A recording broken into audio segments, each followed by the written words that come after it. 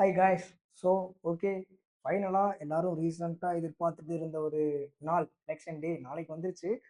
So எல்லாரும் compulsory போயிட்டு நாளைக்கு ஓட்டு போடுங்க. இந்த வீடியோ எதுக்குன்னு கேட்டிங்கன்னா, இந்த ரீசன்ட் டேஸில் நீங்கள் வந்து நிறையா பேரை பார்த்துருப்பீங்க.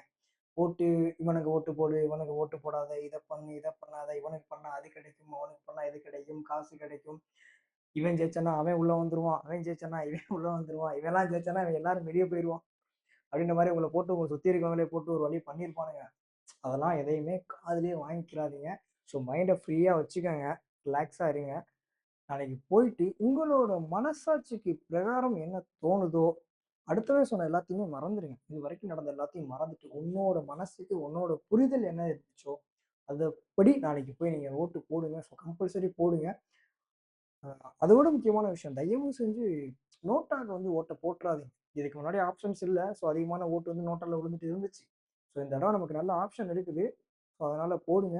என்னோட ஆப்ஷன் நான் எதை சொல்லுவேன்னா, ஏற்கனவே ஒரு 2 பெரிய கட்சி இருக்கிறாங்க. அவங்க ஆண்ட விதத்தை வந்து நம்ம பார்த்துட்டோங்க. அவங்க எந்த மாதிரி ஆண்டிருக்காங்க, அவங்க எந்த மாதிரி ஆளுவாங்க, அவங்களோட ஆளுமை எப்போ இருக்குன்றத நம்ம பார்த்துட்டோம்.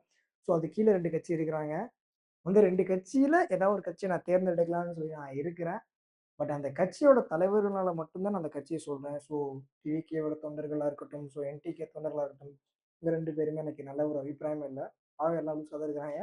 பட் அந்த கட்சியோட தலைவர் மேல கொஞ்சம் நல்ல ஒரு அபிப்பிராயம் இருக்கு. அதனால இது 2ல ஏதாவது ஒண்ணு நான் தேர்ந்தெடுத்து நாளைக்கு நான் ஓட்டு போட போறேன். என்னோட பார்வை முழுக்க முழுக்க இவங்க மேல தான் இருக்கும். ஃபைனலா சொல்றேன், என்னைக்குமே நீங்க சுயமா முடிவெடுங்க. அடுத்தவன் அத சொல்றான், இத சொல்றான்னு சொல்லி ஒரு முடிவு எடுத்துட்டு, அது தப்பா போயிருச்சுன்னா, நீங்க ஃபீல் பண்ணுவீங்க. நீங்க சுயமா எடுத்த முடிவு தப்பாச்சுன்னா, நீங்க நெக்ஸ்ட் டைம் அத திருத்திக்கிருவீங்க. அதனால சொல்றேன். ஸோ இது எதையுமே காதுல வாங்கிக்கிறாதீங்க. நாளைக்கு போங்க. மைண்ட ஃப்ரீயா வச்சுட்டு, ஜாலியா போய் ஓட்டு போடுங்க. யோசிச்சு போடுங்க. உங்க மனசுல இருக்கிறது போடுங்க.